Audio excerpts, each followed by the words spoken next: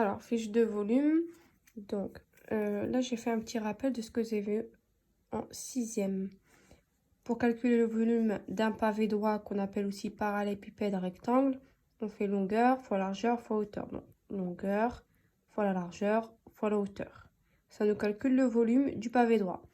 Pour le cube, on fait côté fois côté fois côté. Un cube, toutes les arêtes, elles font la même longueur. Là, on a un carré, au-dessus, on a un carré, sur le côté, on a un carré. Partout, c'est un carré, donc on fait côté fois côté fois côté. Par exemple, j'ai fait un pavé droit qui fait 12 cm de longueur, 5 cm de largeur et 7 cm de hauteur. Je vais faire 12 fois 5 fois 7. Ça me donne 420 cm3. Donc, je vous demande d'appliquer ça et d'appliquer également ce qu'on a vu dans le cours pour le volume du prisme. Fait R de la base fois hauteur. Donc, ça dépend de ce que fait que la base. En général, c'est un triangle fois hauteur. Et quand on a un triangle, peu importe comment il est, ici, on a la hauteur du triangle. Si c'est un triangle rectangle, c'est ici la hauteur. Et on a ici la base, ici la base. On fait base fois hauteur divisé par 2. Ça, c'est pour l'aire d'un triangle. Donc, si jamais le prisme droit, il a comme base un triangle, comme c'est le cas par exemple ici, on va calculer l'aire de ce triangle-là. Et ensuite, on multipliera par la hauteur. Pour calculer le volume du cône, je vais le noter juste en dessous. Pardon. Pour calculer le volume du cylindre, excusez-moi. Le cône n'a rien à voir, c'est pour les quatrièmes, c'est pas pour vous. Pour calculer le volume du cylindre, on fait pi, fait toujours R de la base fois hauteur. Mais comme le cylindre, c'est la figure ici, c'est le solide qui est là. Comme le cylindre, la base, c'est un cercle.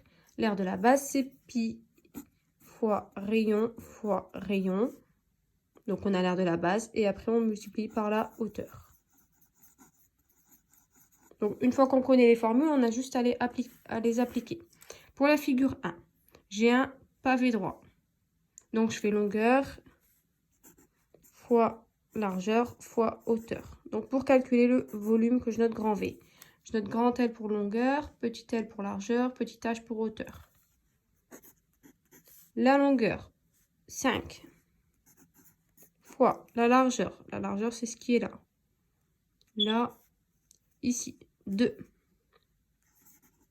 La hauteur, c'est ce qui est là. 3. 5 fois 2, 10. 10 fois 3, 30. Et c'est des centimètres cubes. Pour la figure 2, donc ça, c'était pour la figure 1. Pour la figure 2, j'ai un prisme droit. Donc, c'est R de la base fois hauteur. La base, ici, c'est celle-là que je assure là, ou c'est celle-là, c'est exactement la même chose. Hein. On a la même chose ici et ici. Les bases dans un prisme droit sont pareilles, elles sont superposables. Donc là, vous voyez bien que j'ai un triangle. J'ai un triangle comment? Là, vous voyez que j'ai un angle droit, j'ai un triangle rectangle. Donc, triangle rectangle, je fais la base fois la hauteur. En fait, je fais la longueur fois la largeur et après, je divise par 2. Là, mon triangle est à l'envers. Si ça me gêne, je tourne ma feuille. Là, vous voyez, j'ai mon triangle. Je fais les 5 cm fois les 3 cm que je vais diviser par 2. Je mets à l'endroit pour écrire. Le volume fait 5 fois 3 divisé par 2. Et après, une fois que j'ai l'aire de la base, je la multiplie par la hauteur. La hauteur, c'est ce qui rejoint les deux bases. Donc, les deux bases, elles sont rejointes par cette longueur-là. De là jusque là, ça fait 8 cm. Donc, fois 8. Volume égale 5 fois 3, 15. Divisé par 2 fois 8. Donc là, on fait le calcul dans l'ordre. Hein. 15 divisé par 2, ça fait 7,5. 7,5 fois 8, 60. Donc le volume, c'est 60 cm3. Donc ça, c'est pour le 2. Pour le 3, je vous ai dit pour la figure 3 et 5, il s'agit d'un pavé droit collé à un prisme droit. Vous voyez, je vous ai mis des petites barres ici. Je vous ai indiqué que là, c'était la hauteur. En fait, c'est simplement qu'il est allongé. Il est juste allongé. C'est tout. Donc là, j'ai un pavé droit ici. Voilà, je trace ce trait-là. S'il pouvait être un petit peu plus droit, ça serait mieux. Je trace ici. Voilà. Vous voyez, donc ici, j'ai un pavé droit qui va jusque là.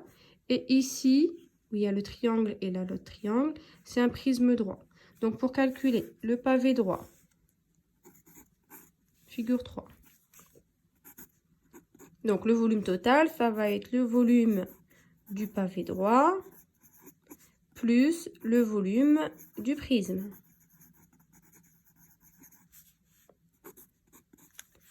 Volume du pavé droit, c'est longueur fois largeur fois hauteur. Longueur de là jusque là, c'est noté là, 5 cm. Longueur fois largeur fois hauteur. Donc 5 fois largeur ici. Alors combien ça mesure ici? 2. Fois la hauteur, 3.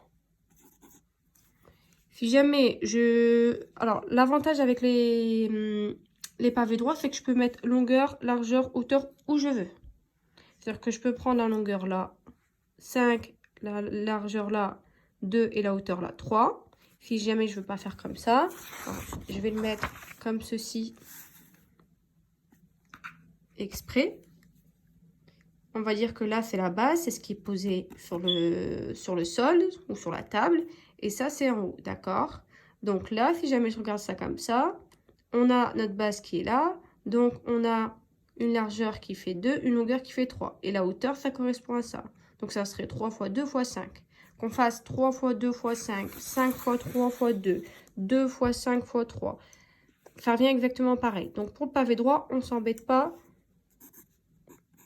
Tant qu'on fait longueur fois largeur fois hauteur, et peu importe la longueur, peu importe la largeur, peu importe la hauteur, ça fonctionne. D'accord? Si là, dans mon pavé droit, j'avais pris longueur égale à 12, largeur égale... longueur égale à 7, largeur égale à 5 et hauteur égale à 12, ça n'aurait rien changé. Hein. Que je fasse 12 fois 5 fois 7 ou 7 fois 5 fois 12 ou 5 fois 12 fois 7, ça ne change rien, le résultat reste le même. Donc 5 fois 2, 10 et 10 fois 3, 30.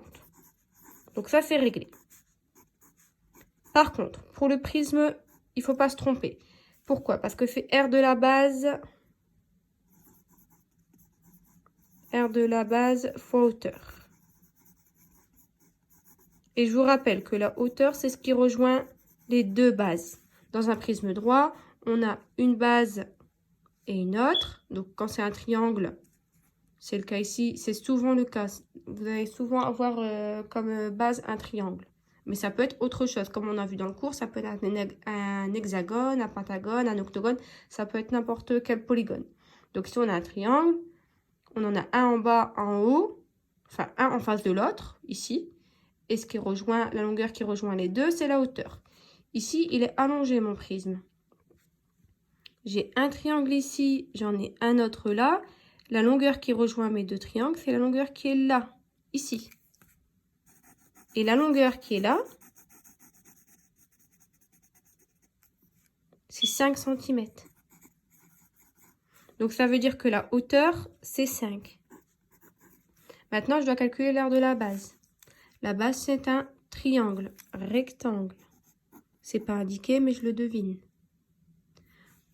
La mesure qui est là, de là jusque là, c'est combien? De là jusque là, c'est 6. De là jusque là, c'est 2. Donc, il reste combien ici? Il reste 4. La longueur qui est là, c'est la même que celle qui est là, c'est 3. Donc ça va être 4 fois 3 divisé par 2. 4 fois 3 divisé par 2. 4 fois 3, ça fait 12. 12 divisé par 2, ça fait 6. Et 6 fois 5, ça fait 30. Je peux mettre du détail, hein. Je peux rajouter des lignes si je veux et je faire les calculs tranquillement. Je vous rappelle qu'on ne fait pas l'addition en premier. Quand il y a des multiplications et des divisions, c'est les multiplications et les divisions qui sont prioritaires. Donc je commence par ça. 30 et 30, ça fait 60. C'est des centimètres, donc ça va être des centimètres cubes, parce que là je calcule le volume. Figure numéro 4.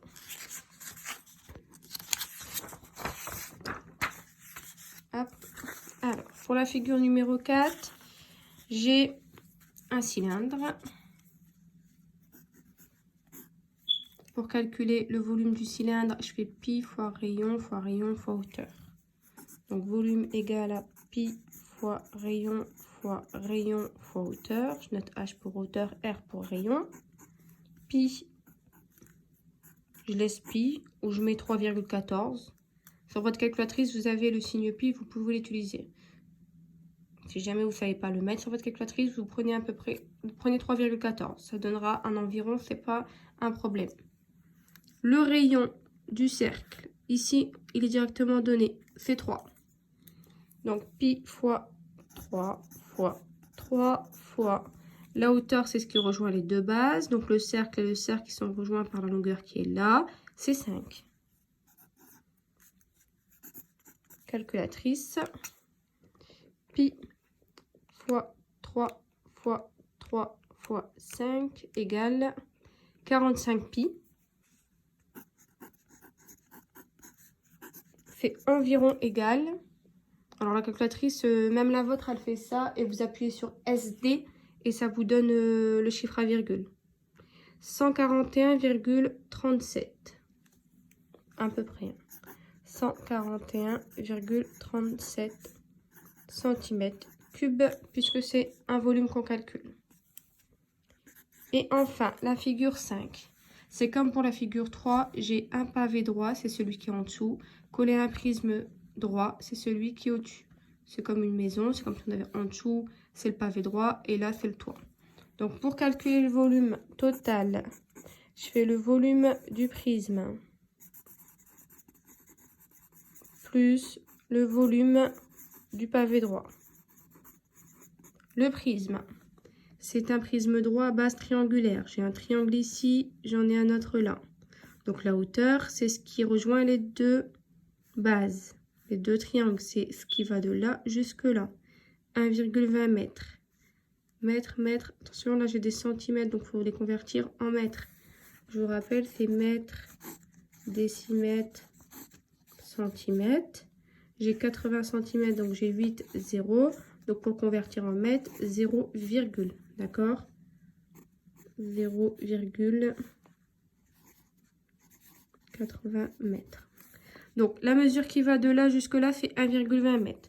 Donc j'ai mon volume du prisme, c'est R de la base fois hauteur plus, et le volume du pavé droit, ça va être longueur fois largeur fois hauteur.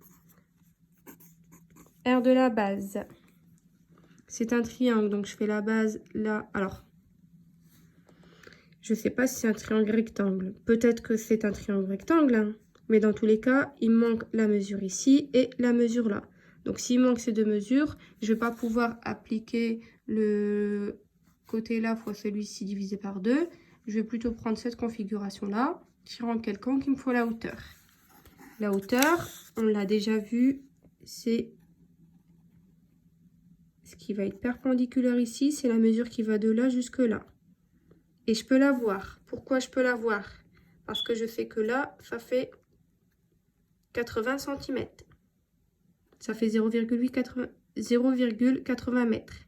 Là, j'ai de tout en bas jusqu'au toit là, j'ai 1,10 mètres. Donc, je peux calculer là.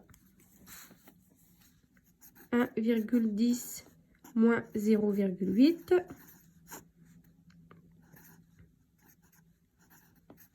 0,30 mètres. C'est la mesure de la hauteur là. Donc, Et la base là, par contre, je l'ai là, c'est 1 mètre.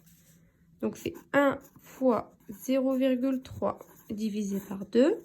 Comme ça, j'ai l'aire de mon triangle, l'aire de ma base. Fois la hauteur, c'est la hauteur du prisme droit, attention, qui rejoint les deux bases. De là jusque là, c'est 1,20 mètres. De là jusque là. Donc, fois 1,20. 1 fois 0,30, c'est 0,30. 0,30 divisé par 2, c'est 0,15. Et 0,15 fois 1,20 fois 1,20, c'est 0,18. Plus le volume du pavé, longueur fois largeur fois hauteur. Comme je vous ai expliqué, peu importe la longueur, peu importe la largeur, peu importe la hauteur, ça fonctionne. Si je prends la longueur là, 1,20, la largeur là, 1 et la hauteur là, 0,8, ça marche. Donc, 1,20. Je vais mettre là. 1,20 fois 1 fois 0,8.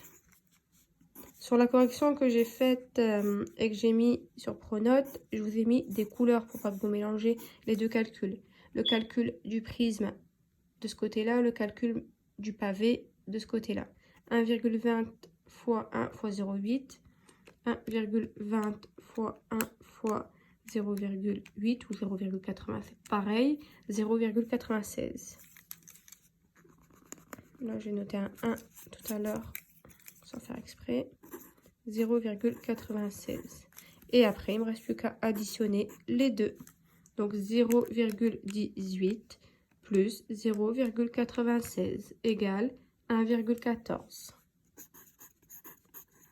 C'est des mètres, donc mètres cubes. Voilà. Comme ça, vous avez le détail de chaque figure.